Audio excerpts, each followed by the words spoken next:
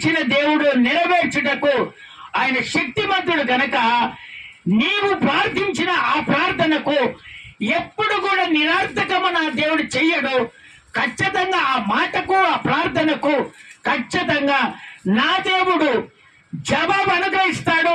ఖచ్చితంగా మాట తప్పకుండా ఆ కార్యాన్ని నా దేవుడు ఖచ్చితంగా చేస్తాడు. మార్కు సువార్త 10వ అధ్యాయం 27వ వచనం. ఇది మనుషులకు అసాధ్యమే కానీ దేవునికి మాత్రము సాధ్యము. మనుషులు ఏది చేయలేరు కానీ నా దేవుడు ఖచ్చితంగా చేయగలడు. యేసు వారిని చూసి ఇది మనుషులకు అసాధ్యమే, ఇది మనుషులకు అసాధ్యమే కానీ దేవునికి అసాధ్యము కాదు, దేవునికి అసాధ్యము కాదు. దేవునికి సమస్తమును సాధ్యమే అనెను. దేవునికి సమస్తము సాధ్యమే. దేవుని బిడ్డలారా, మనుషులకు అసాధ్యమది కానీ దేవునికి అసాధ్యమైనటువంటిది కాదు. మనుషులు ఏం చేస్తారంటే ధనము ఉన్నప్పుడు ధనం మీద పడతారు, ఉద్యోగం ఉన్నప్పుడు ఉద్యోగం మీద పడతారు, పనులు ఉన్నప్పుడు పనుల మీద పడతారు. కానీ దేవుని మీద మనసు రాదు. దేవుడు చెప్పిన మాటను లెక్క చేయరు.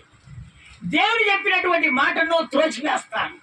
ఈ రోజులలో కొంతమంది కార్యాలు జరగకపోవడం కారణం ఏంటంటే ఇదిగో తన సొంత బలముతో, సొంత ఆశీర్వాదంతో, సొంత ధనముతో, సొంత బలముతో ఇదిగో వెళ్తున్నారు కనుక కొన్ని పనులు జరగకపోవటం కారణము అది. అందుకే ప్రభు అక్కడ చెప్తున్నటువంటి మాట, ధనవంతుడంట పరలోక రాజ్యానికి చేర్చబడినంట వాడు రక్షణ పొందుకోలేటట్టు కానీ ఒంటే సూది పద్యములో దూరుతుందట. స్తోత్రం చెప్తారా ఒకసారి గట్టిగా, ఇంకొకసారి గట్టిగా చెప్తారా? ఈ ధనవంతునికి ఏం పిచ్చి ఉంటుంది అంటే ధనం మీదనే ఆశ ఉంటుంది ఎప్పుడు. ఇంకా సంపాదించాలి, ఇంకా సంపాదించాలి, ఇంకా సంపాదించాలి, ఇది ఒక పిచ్చి. స్తోత్రం చెప్తారా ఒకసారి గట్టిగా? అందుకనే ధనవంతుడు తగ్గించుకోడు, తనకు తాను తగ్గించుకున్నవాడు హెచ్చించబడతాడు, తనకు తాను హెచ్చించుకున్నవాడు తగ్గించబడతాడు. అందుకనే దేవుని బిడ్డలారా, ఎప్పుడైతే మనము దేవుని ఎదుట తగ్గిపోతామో మనము ఆశీర్వదించడము దేవుడు మొదలు పెడతాడు. స్తోత్రం చెప్తారా ఒకసారి గట్టిగా? ఇంకొకసారి గట్టిగా చెప్తారా? అందుకనే ధనవంతుడు రక్షణ పొందలేడు, పరలోక రాజ్యానికి చేర్చబడలేడు కానీ ఒంటే సులువుగా సూది బెజ్జములో దూరుతుందట. అందుకనే యేసయ్యకు రక్షణ పొందుకోవాలంటే మొట్టమొదట మనము మారు మనసు పొందాలి, ఆ తర్వాత బాప్తిసం తీసుకోవాలి, అప్పుడు పరిశుద్ధాత్మ పొందుకోవాలి, అప్పుడు ఆయన దగ్గర రక్షించబడి ఆయన రాజ్యములో మనం చేర్చబడతాము. ఇవన్నీ ధనవంతుడికి ఉండదు. వానికి ఎప్పుడు ధనం మీద పిచ్చి. ధనం వదిలిపెట్టి పోలేడు, ఉద్యోగం వదిలిపెట్టి పోలేడు, పనులు వదిలిపెట్టి పోలేడు, దేవుని మార్గానికి రాలేడు. వీనికి ఎప్పుడున్నా కూడా సంపాదన సంపాదన సంపాదన సంపాదన కలిగినటువంటి వాడు దేవుని మాటకు లోబడడు. అందుకని నా ప్రభు చెప్తున్నాడు, ఎంత సంపాదన ఉన్నా, ఎంత బలం ఉన్నా, ఎంత ఇది ఉన్నా కానీ ఎప్పుడైతే దేవునికి తగ్గించుకుంటావో ఇంకా దేవుడు నిన్ను హెచ్చించడం మొదలు పెడతాడు. స్తోత్రం చెప్తారా ఒకసారి గట్టిగా? ఇంకొకసారి గట్టిగా చెప్తారా? అందుకనే దేవుని బిడ్డలారా, నీవు ధనం మీద ఆశపడద్దు. ధనము నా యేసే ధనవంతుడు. మన యేసు ఎవరైనా మన యేసైనా మన ధనవంతుడు. ఆయన కాడ ధనము కొదవగా లేదు. ఆయన ధనము ధనము ధనము అనుగ్రహిస్తూనే ఉంటాడు. కానీ నువ్వు ఆయన కాడ తగ్గించుకుంటే నేను దేవుడు ఆశీర్వదించడం మొదలు పెడతాడు. నీకు మాట ఇచ్చింది ఖచ్చితంగా ఆయన నెరవేరుస్తాడు. స్తోత్రం చెప్తారా ఒకసారి గట్టిగా? స్తోత్రం స్తోత్రం ఇంకొకసారి గట్టిగా చెప్తారా? స్తోత్రం స్తోత్రం స్తోత్రం స్తోత్రం. ఆమేన్. చదవండి. సర్వశక్తి కలిగినటువంటి దేవుడు చెప్తున్నటువంటి మాటలు 2వ పేతురు పత్రిక 3వ అధ్యాయము 5వ వచనములో ఒకసారి చదివి వినిపిస్తారా? ఎలా పూర్వము నుండి వినండి. పూర్వము నుండి ఆకాశము ఉండెననియు నీళ్ళలో నుండి నీళ్ళ వలన సమకూర్చబడినటువంటి భూమిని దేవుని వాక్యము వలన కలిగిననియు వారి బుద్ధిపూర్వకముగా మారుతురు. మరిచిపోతారు. మళ్ళీ రిపీట్ చేయి. ఆ మాట రిపీట్ చేయి. ఎలా అనగా పూర్వము నుండి ఆకాశము ఉండెననియు నీళ్ళలో నుండి నీళ్ళ వలనను సమకూర్చబడిన భూమియు దేవుని వాక్యము వలన కలిగిననియు వారి బుద్ధిపూర్వకముగా మరిచిపోతారు. అన్ని తెలుస్తాయి కానీ మర్చిపోతారు. ఇప్పుడు భూమి ఏ విధంగా ఉంది? మొట్టమొదట భూమి గుండ్రంగా ఉన్నది, శూన్యంగా ఉన్నది. ఆ భూమిలో దేవుడు చూసినప్పుడు శూన్యంగా ఉంది కాబట్టి దేవుని ఆత్మ ఆ జలముల మీద అల్లాడుతా ఉంది. జలములన్నీ భూమిని కప్పుకొని ఉన్నాయి. ఆ మాట రిపీట్ చేయండి. ఆదికాండం 1వ అధ్యాయం 9వ వచనం. ఆదికాండం 1వ అధ్యాయం 9వ వచనం. దేవుడు ఆకాశము కిందనున్న జలము లోక చోటనే జలములను ఒక చోటను కూర్చబడి ఆరిన నేల కనబడును గాకని పలుకగా ఆ ప్రకారంగా ఆయను. ఈ జలములన్నీ భూమిని కమ్ముకొని ఉన్నాయి. స్తోత్రం చెప్తారా ఒకసారి గట్టిగా? ఇంకొకసారి గట్టిగా చెప్తారా? ఈ జలములన్నీ మొట్టమొదట ఏ విధంగా ఉన్నాయంటే ఈ జలములు భూమిని కప్పుకొని ఉన్నాయి. అప్పుడు దేవుడు ఈ జలములను వేరుపరిచాడు. స్తోత్రం చెప్తారా ఒకసారి గట్టిగా? ఇంకొకసారి గట్టిగా చెప్తారా? ఆ జలమును ఈ జలమును వేరు చేశాడు దేవుడు. ఒక జలానికే విశాలమైన పేరు పెట్టాడు, అది ఆకాశము. స్తోత్రం చెప్తారా ఒకసారి గట్టిగా? ఇంకొక జలమునేమో కిందికి, మధ్యలోనేమో భూమిని చేశాడు దేవుడు. మన కింద ఇప్పుడు ఏమున్నాయి? భూమి కింద ఏమున్నాయి? అమ్మా ఏమున్నాయి? భూమి కింద నీళ్ళున్నాయి. ఈ రెండు విడదీసింది ఎవరంటే నా ప్రభు. కానీ అక్కడ ఇవన్నీ మర్చిపోతారంట. దేవుడు చేసినటువంటి మేళ్ళన్నీ మర్చిపోతారట. ఎప్పుడు మర్చిపోతారంటే ధనం ఎక్కువైపోయినప్పుడు, ఉద్యోగం వచ్చినప్పుడు, పనులు మంచిగా దొరికినప్పుడు, వింటారా? అన్నిటికీ అన్ని ఉన్నప్పుడు అప్పుడు ఏం జరుగుతుందంటే దేవుడు మర్చిపోతారు, ప్రార్థన మర్చిపోతారు, దేవుడు చేయలేదంటారు, అనారోగ్యం పోలేదంటారు, నా కార్యం జరగలేదంటారు. కానీ నీవు పనులు ఉన్నప్పుడు కూడా దేవుని మార్గంలోనికి రావట్లేదు. పనులు లేనప్పుడు దేవుని మార్గానికి వస్తున్నావు. ఉన్నప్పుడు రావాలి, లేనప్పుడు రావాలి. అప్పుడు మాట ఇచ్చినటువంటి దేవుడు ఇదిగో నిన్ను మరవకుండా దేవుడు ఖచ్చితంగా కార్యం చేస్తాడు. స్తోత్రం చెప్తారా ఒకసారి గట్టిగా? ఇంకొకసారి గట్టిగా చెప్తారా? ఇంకొకసారి గట్టిగా చెప్తారా? అందుకనే దేవుని బిడ్డలారా, మీరు దేవుని వాక్యం చెప్తుంటే కూడా కురుపట్ల పోతున్నారంటే మీరు దేవుని వాక్యం వినటానికి వచ్చారా? దేవుని దగ్గర మీరు పొందుకోవాలని వచ్చారా? లేక నిద్రపోవాలని వచ్చారా? స్తోత్రం చెప్తారా ఒకసారి గట్టిగా? ఇంకొకసారి గట్టిగా చెప్తారా? అందుకనే దేవుని బిడ్డలారా, దేవుడు నీతో మాట్లాడుతున్నప్పుడు నా ప్రభు నాతో మాట్లాడుతున్నాడని ఎప్పుడు నిద్రగా అమ్ముకొని కూర్చున్నప్పుడు వాక్యం వస్తుందా? నీ దగ్గరికి రాదు కదా. నువ్వు వింటున్నప్పుడు ఆ వాక్యం నీ హృదయంలోనికి వచ్చి ఆయన స్థిరపరచబడతాడు. స్తోత్రం చెప్తారా ఒకసారి గట్టిగా? అయితే కొంతమంది ఏమనుకుంటారంట, దేవుడు చేశాడు అప్పుడు చేశాడులే అని మర్చిపోతారట. ఓ అప్పుడు చేశాడులే నాకని మర్చిపోతాడంట. ఎప్పుడు పనులున్నాయి, రేపు పోదాంలే మందిరానికి, ఎల్లుండి పోదాంలే, మళ్ళొచ్చే వారం పోదాంలే. ఇట్లా ఎందుకు వచ్చేస్తుందంటే వీళ్ళకు ధనం ఎక్కువైనప్పుడు, అన్నిటికన్నీ సమకూర్చబడినప్పుడు ఇగో దేవుని మీద ఇంట్రెస్ట్ పోతుంది. దేవుడు చేశాడని తెలిసే, నీళ్ళను వేరు చేశాడని తెలిసే, భూమిని చేసినని తెలిసే, కానీ వాళ్ళు మర్చిపోతారట, చేసిన కార్యాన్ని మర్చిపోతారట. అందుకనే నా దేవుని బిడ్డలారా, ఆయన మీరు మర్చిపోతారేం కానీ ఆయన మర్చిపోవటానికి అన్యాయస్తుడు కాదు. నువ్వు ఏది కోరుకున్నా నా దేవుడు ఖచ్చితంగా చేస్తాడు. ఒకవేళ దేవుడు చేసినటువంటి మేళ్ళు మర్చిపోయి నువ్వు దేవునికి ఏమైనా వ్యతిరేకంగా మాట్లాడావా, ఒక ఆలోచన చేసుకొని నువ్వు పశ్చాత్తాప పడితే నీ కార్యాన్ని చేయటము నా దేవుడు మొదలు పెట్టునుగాక. హల్లెలూయా, హల్లెలూయా.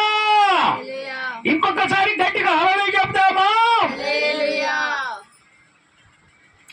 చదవండి హెబ్రీయులకు రాసిన పత్రిక 11వ అధ్యాయం 3వ వచనం. 11వ అధ్యాయం 3వ వచనం. హెబ్రీయులకు రాసిన పత్రిక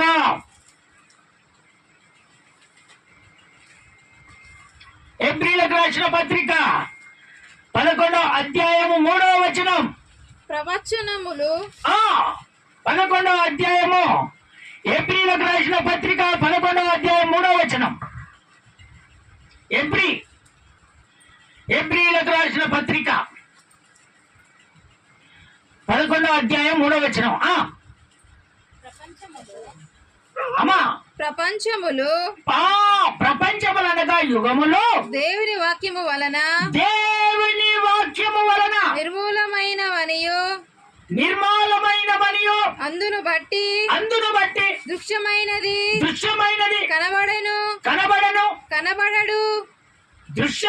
కనబడడు పదార్థములచే నిర్మింపబడలేదనియో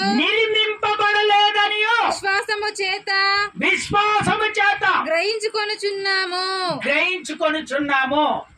మళ్ళీ ఒకసారి రిపీట్ చేయి ఆ మాట రిపీట్ చేయి. మళ్ళీ ప్రపంచములు అనగా యుగములు. దానికి అర్థం ప్రపంచములు దేవుని వాక్యము వలన నిర్మూలమైనవనియు అందును బట్టి దృశ్యమైనవి కనబడేవి కావు. దృశ్యమైనవి కనబడేవి కావు. పదార్థములచే నిర్మింపబడలేదనియు విశ్వాసము చేత గ్రహించుకొనుచున్నాము. స్తోత్రం చెప్తారా ఒకసారి గట్టిగా? దృశ్యమైనవి అదృశ్యమైనవి. దృశ్యమైనవి ఏమో కంటికి అవుపడతాయి. స్తోత్రం చెప్తారా ఒకసారి గట్టిగా? ఈ కంటికి అవుపడతాయి కానీ దాన్ని మనము పొందలేము. అవేంటి? దృశ్యమైనవి చూస్తాం మనం. మన కోరిక ఏంటి? అది కావాలి, ఇది కావాలి, వాళ్ళు అది చేస్తున్నారు, దాన్ని ఖచ్చితంగా చేయాలని మన కంటికి అవుపడతా ఉంటాయి. కానీ అవి మనము చేయలేము. కానీ అదృశ్యమైనవి ఉన్నాయే, మనకు దక్కేవి ఉన్నాయే, దాని మీద ప్రయాసపడి నువ్వు ప్రార్థన చేస్తే దేవుడు ఖచ్చితంగా అవి నీకు అనుగ్రహిస్తాడని దేవుడు చెప్తున్నాడు. స్తోత్రం చెప్తారా ఒకసారి గట్టిగా? ఇంకొకసారి గట్టిగా చెప్తారా? దేవుని బిడ్డలారా, దృశ్యమైనవి అనేకమైనటువంటి మనకు అవుపడతాయి. నీకు దేవుని దగ్గర ఏది పొందుకోవాలని ఆశపడుతున్నావో అది అదృశ్యంగా భావించి దేవుడు నాకు చేస్తాడని విశ్వసించి ప్రార్థన చేసినప్పుడు ఖచ్చితంగా ఆ ప్రార్థనకు దేవుడు విలువ కలగజేస్తాడు. ఖచ్చితంగా నేను ఆశీర్వదించడం దేవుడు మొదలు పెడతాడు. దృశ్యమైన వాటి మీద మనసు పెట్టొద్దు. అదృశ్యమైన మనకు కావాల్సినవే పొందుకోవాలి దేవుని దగ్గర. అనేకమైనటువంటి కోరికలు ఉంటాయి. ఆ కోరికలు అవసరం లేదు. మనం నిదానించి దేవుని దగ్గర ఏది పొందుకోవాలని ఆశపడతామో అది ఖచ్చితంగా నా దేవుడు మనకు జరిగిస్తాడు. స్తోత్రం చెప్తారా ఒకసారి గట్టిగా? ఇంకొకసారి గట్టిగా చెప్తారా? దగ్గర ఉన్న ఏమో మర్చిపోతాము, దూరం ఉన్న ఏమో కావాలని ఆశపడతాం. ఈ దగ్గర ఉన్న వస్తువులు మనకు పట్టుకోగానే దొరుకుతాయి.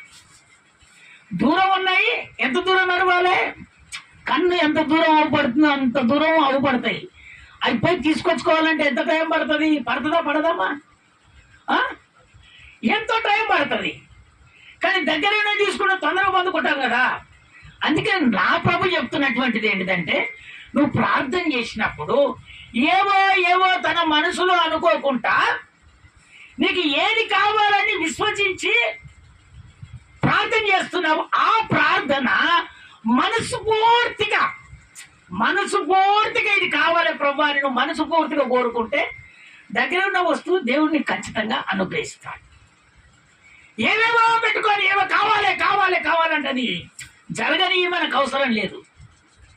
జరిగే వాటి మీద కనుదృష్టి పెట్టుకొని ప్రార్థన చేసినప్పుడు ఖచ్చితంగా దేవుడు మనకు జవాబు అనుగ్రహిస్తాడు. స్తోత్రం చెప్తారా ఒకసారి గట్టిగా? ఇంకొకసారి గట్టిగా చెప్తారా? చదవండి, యోబు పుస్తకంలోనికి మనం వద్దాం. యోబు పుస్తకం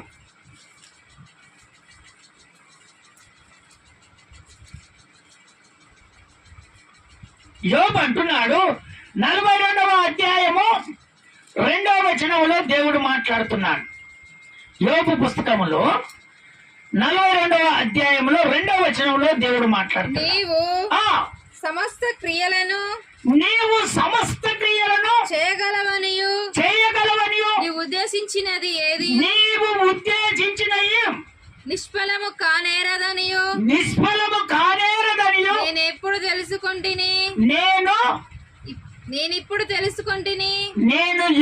తెలుసుకుంటుని.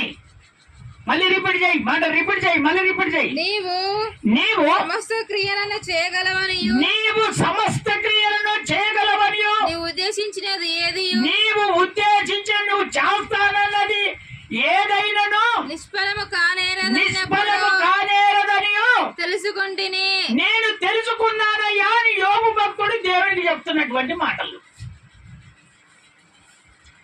నా ప్రభును నువ్వు విశ్వసించాలి.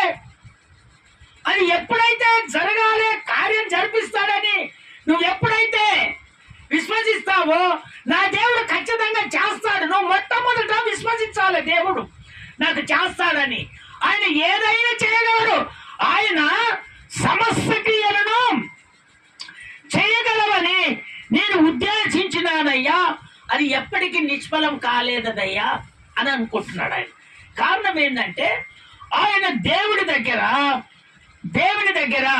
ఆయన అనేకమైనటువంటి శోధింపబడ్డాడు. ఎన్నో ఇబ్బందులు కలిగాయి, ఎన్నో సమస్యలు, ఎన్నో ఒడిదొడుగులు. అన్ని దేవుని దగ్గర ఉద్దేశించినవన్నీ ఎప్పుడు కూడా నిష్ఫలము కాలేరయ్యా.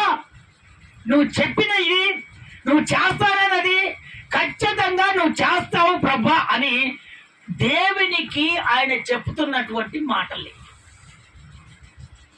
ఆయన శోధింపబడిన వేళ సువర్ణమనుగా మార్చబడ్డాడు.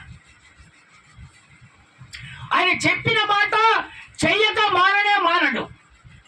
ఆయన సమస్త క్రియలను చేయగలడు.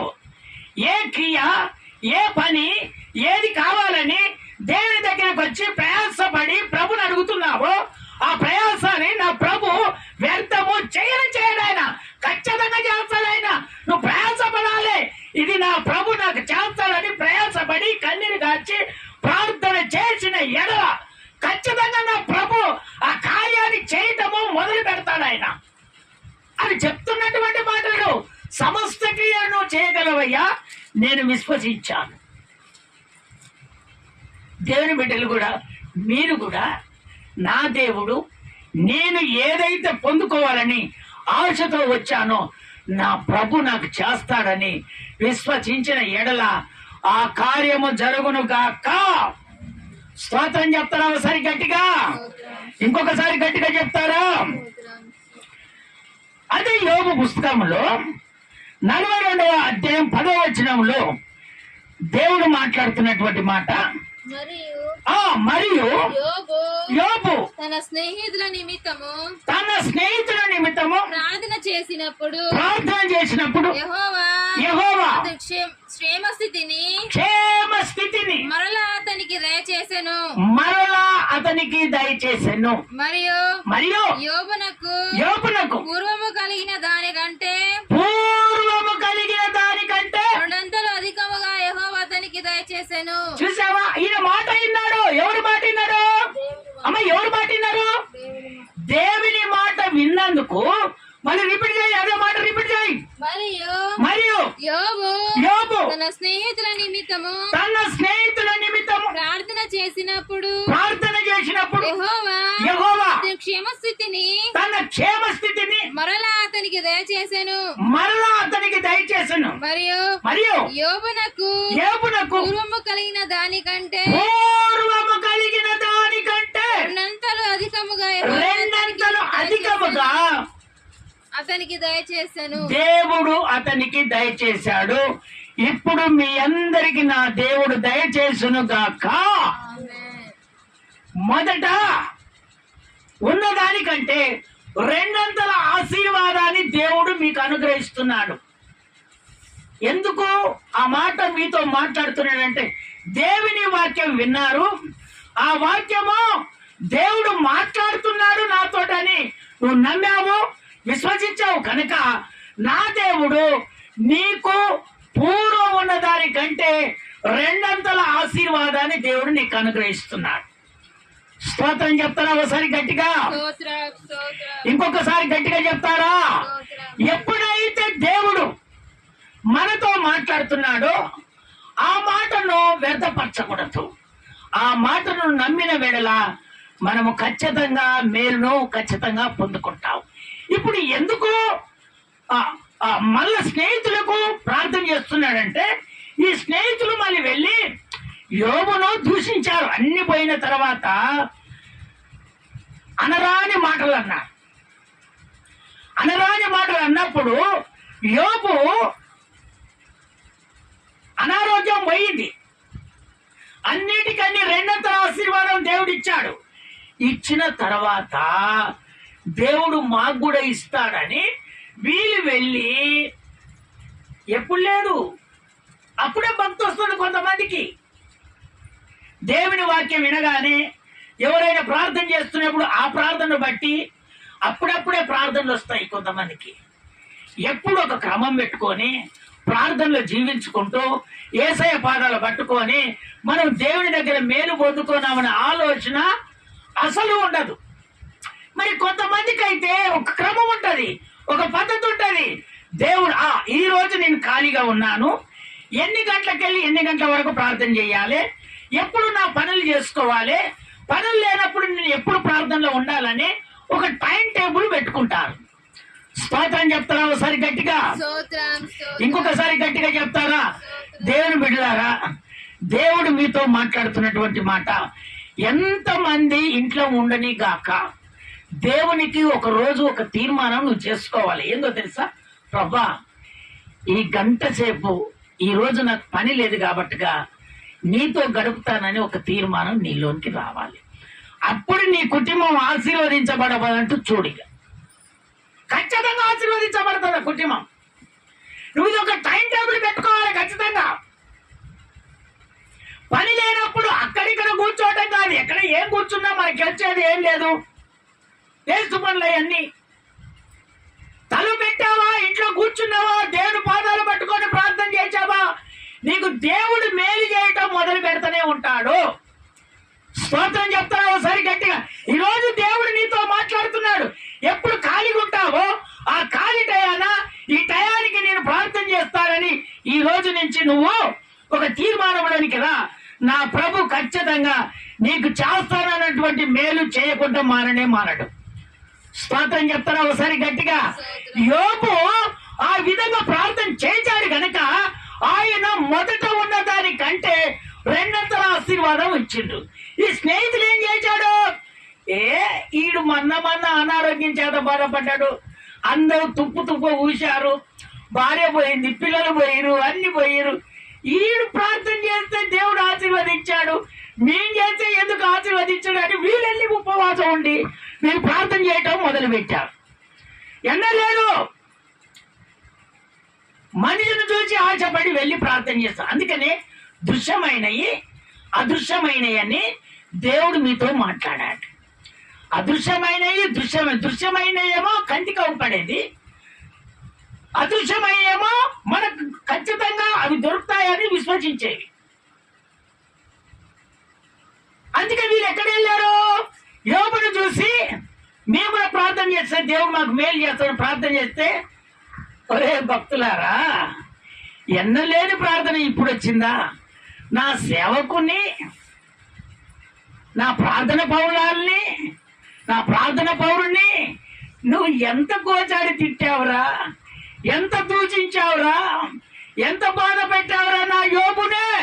ఇప్పుడు వచ్చిందా నీ భక్తి? లే, ప్రార్థన నుంచి లేచి మొట్టమొదట నా సేవకుడి దగ్గరికి వెళ్ళు, క్షమాపణ అడుగు. ఆయన దగ్గరికి వెళ్ళి, అయ్యా నేను తిట్టాను, నేను అనేకమైన మాటలు అన్నాను, దయతో నన్ను క్షమించు. ఇదిగో అప్పుడు నీ నిమిత్తమై ప్రార్థన చేస్తాడు, అప్పుడు నువ్వు ఆశీర్వదించబడతావని ఎప్పుడైతే దేవుడు చెప్పాడో అప్పుడు మళ్ళీ స్నేహితుల గురించి ప్రార్థన చేసినప్పుడు ఆ స్నేహితులకు దేవుడు ఆశీర్వదించటం మొదలు పెట్టాడు. స్తోత్రం చెప్తారా ఒకసారి గట్టిగా? వాక్యం అర్థమైందా మీకు? అమ్మా ఒక్కసారి హాలలో చెప్తారా గట్టిగా? ఇంకొకసారి గట్టిగా చెప్తారా? అందుకనే ప్రార్థనలో ఉన్నటువంటి వారిని అనేకమైనటువంటి మాటలు అంటూనే ఉంటారు, ఆత్మీయతంగా ఎదిగే వారిని అనేకమైనటువంటి మాటలు అంటూనే ఉంటారు, నీతి నిమిత్తము కలిగినటువంటి వారిని అనేక మాటలు అంటూనే ఉంటారు. ఇదిగో అంటారు కానీ దేవుని దగ్గర నీకు మంచి గిఫ్ట్, మంచి బహుమానము దేవుని దగ్గర నీకు ఉన్నది. స్తోత్రం చెప్తారా ఒకసారి గట్టిగా? ఆ బహుమానం కొనడానికి నువ్వు ప్రయాసపడాలి, ఆ బహుమానాన్ని నువ్వు పొందుకోవాలి. అందుకనే మరి ఏమన్నది? ఆ శుభవచనం ఏందో అయ్యా అనగానే, అమ్మా నీకు రాజవేల కుమారుడు జన్మిస్తాడు. మరి యేసు ప్రభు ఆమె గర్భములో జన్మించినందుకు ఆమె ఎంతగానో అనేకులకు దీవెనకరంగా మార్చబడింది. ఎవరు? మరియా. ఆ తర్వాత పిల్లలు కన్నది మళ్ళా. అందుకనే దేవుని బిడ్డలారా, మాట ఇచ్చిన దేవుడు ఖచ్చితంగా ఆయన నెరవేరుస్తాడు. మన దేవుడు ఏ దేవుడు? సర్వశక్తి కలిగినటువంటి దేవుడు. ఆయనకు అసాధ్యమైనది ఏమి లేదు. ఆయన ఖచ్చితంగా ఏదైనా చేయగలడు.